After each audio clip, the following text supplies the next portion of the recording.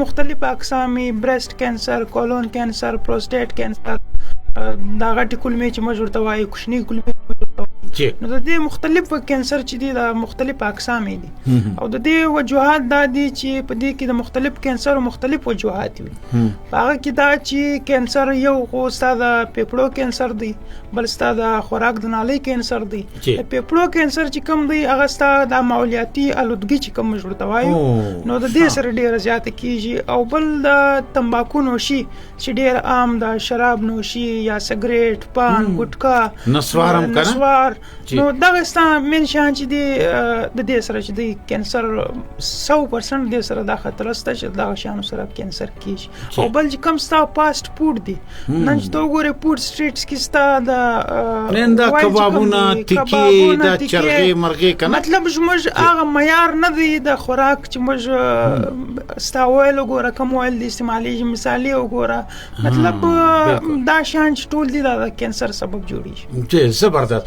ګوري ګران اوردونکو، سراج خان بڑھچ په ډیر مختصر الفاظو کې ډیر بهترین معلومات سکم دي هغه مشترک کړو. ماتم دا معلومات سکم دي حاصل سره کړه. پیپړو کینسر سکم دي دا ولی کې ځکه خمر بار بار وایي خپل کور صفا ساتي، خپل گلی صفا ساتي، خپل نالیان صفا ساتي، شار پروډونو کچرا سکم دا مغورځوي، محفوظ کوي او خپل شار صفا کوي، خپل کور صفا کوي، خپل کلی او خپل گلی صفا کوي. نو دا ګوره دا ما په علم کې یو اضافه اوس او یقینا تاسو لپاره دا ډیره اهم خبره. او دویم دا چې موږ کوم نشي کوو کنه دغه نشو له وجه کینسر سي کوم دی دا کېدلو خطر موجوده. فاست فود یعنی موږ څو کنه پر غټو غټو هوټلانو کې نو ټکی راکا، برګر راکا، بل راکا دا نو کینسر سبب کېدلای شي. نو څنګه معده متاثر کینو سي معده متاثر کینو به د کینسر خواته اعلی دي نه کی هغه خبرات لای شي. نو دا خو بالکل تعبیر په شارټ الفاظو کې سراج خان بڑھچ ډیر زبردست خبر زموږ اوریدونکو ته وکړه. لیش دارا وشه فرض کې انسان ته کینسر وی کنه نو دغه علامات چې دي سی بیا انسان په دی باندې و پیږي او فورن د ډاکټر سره رابطه وکړي. هغه کوم علامات دي؟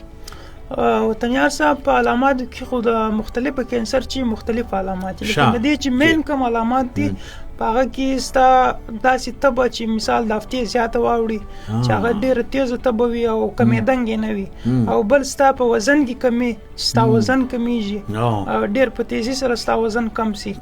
او بعض اوقات د خوراک چې کم نالی ده نو ستا خوراک متاثر سي، ته خوراک نه سي کولی، یا د په جسم کې داسې شدید درد چې هغه په پین کیلر یا په شي باندې نه سمیږي.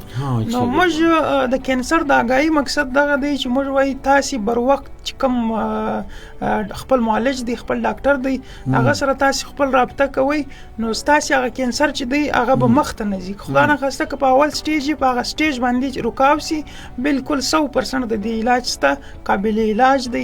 لیکن دغه دی موږ بدقسمتي دغه د چې موږ یو خو موږ ډاکټر ته نه ځو، بیا که ډاکټر ته ځو په کوټه کې هغه فیسیلیټیز نشته دلته، نو هغه پیشنټ 2-3 میاشتې دلته چې کوم په کوټه کې ډاکټرانی میډیسن دی، انټي بایوټیک دی، دا دی واغه مطلب ډایګنوزیج نه نو چې درڅو پورې ستامرز ډایګنوز شوی نه نو هغه قابل علاج نه. چې ستامرز ډایګنوز شي پر وخت ډایګنوز شي نو دا بالکل قابل علاج دی او چې تشخیص په ټیم وسی د دې علاج ممکن نه. او بالکل زبردست. ګران اوردونکو،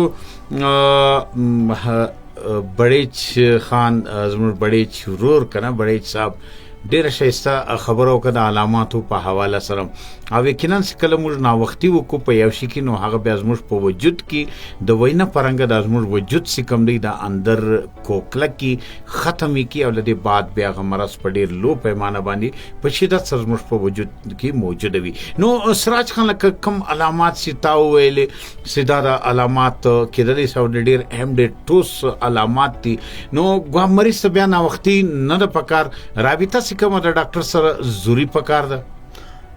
بالکل وطنیار صاحب مین شی یو خو زتا د هیټ کم چې برست کینسر دا اوس د اکتوبر میاشت را روانه ده، د زموږ پوره چې د اکتوبر برست کینسر منته جی نو زما چې کومې خوندې دي زه خوندې ته دا پیغام ورکوم چې آیا ته شرم مه محسوس کوئ، ته دغه شی مه کوئ چې خدای نخواسته ستاسې چې کوم یا په سینې کې یا دانه یا یو مرغړی نو تاسې بر وخت خپل لازمي نه ده چې تاسې میل ډاکټر ته ورسئ، فیمیل خپل ډاکټر یو لیډي ډاکټر ته ورسئ، خپل چیک اپ وکړئ، هغه شی معلوم کړئ چې آیا دغه یو مرغړی دی یا خدای نخواسته کینسر دی. نو که چیرې هغه کینسر وي هغه بر وخت تشخیص به کېږي، هغه به ریکور کېږي.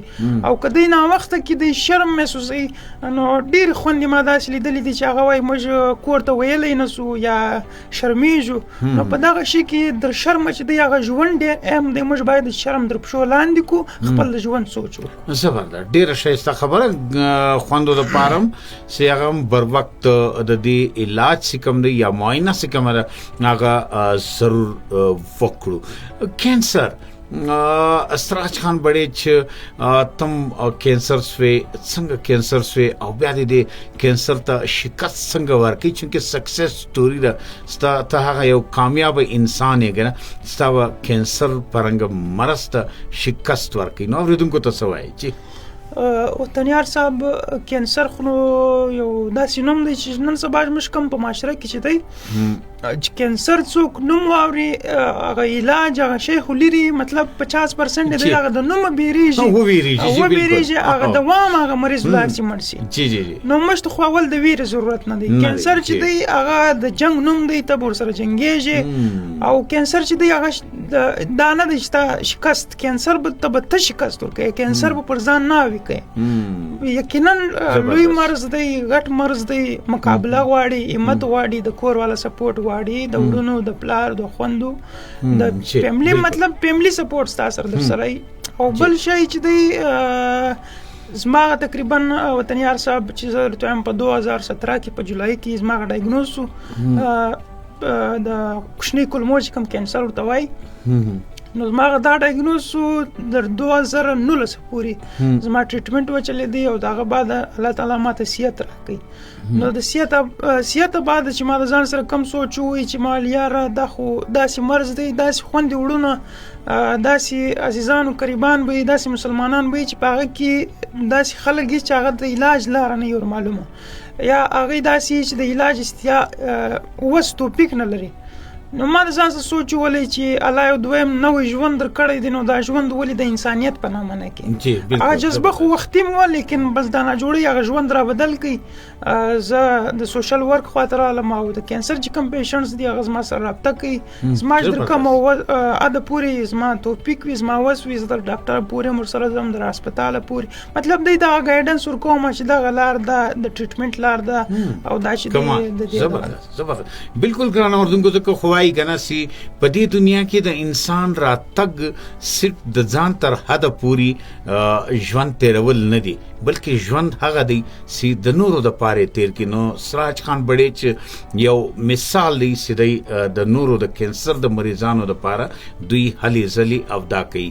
نو پاول زل ستا کینسر مرض کوم دی څنګه ډایګنوز څنګه پته ولګی او بیا هغه علامات څه ولستا می سوال او ته ډاکټر ته لاړی دا کراته وای چې وطنیار صاحب د دې اول ما سره ول چې په دې کې شدید دردونه هم راځي او بعض اوقات داسې تبي چې هغه ستاسو د هفتې د 10 ورځې زیات واوړي په یو مطلب میډیسن چې دی کنټرولېږي نه او ستاسو وزن چې دی هغه په تیزی سره کمیږي. نو زما وزنم کم سوی وو، داسې علامات د طبي علامات هم نو بیا چې چونګ دلته ماته ته ول چې په کوټي کې یو مرض ډایګنوزول ډیر شدید مشکله کار دی.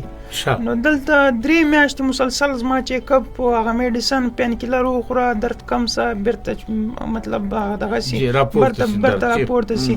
نو هغه وختي تور به چې کوم درد هغه به کنټرول، لیکن کله چې ما دلته هغه الټراساوند کوم چې پروسیجر دی چې هغه مې وکړي نو ماته دا معلومه شوه چې یاره ستا کینسر دی. نو کینسر هغه ټیم زه خبر سوم چې زه یکړ ډاکټر ته ولاړم، زما سره نه ورور و نه پلار و نه شی، یعنی ما په ذهن په دغه کې دا شی نه و چې زما به کینسر وي.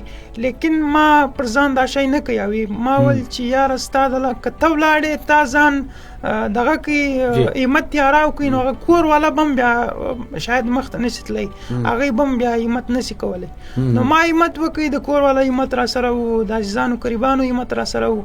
نو الحمدلله زه هغه چې کوم سټیج 2 کینسر چې و نو زما ټریټمنټ وسو، دغه علاج وسو. علامات یې دغه دی وطنیار صاحب چې دغه وزن کمیدن او شدید تبه او د بدن دردونه.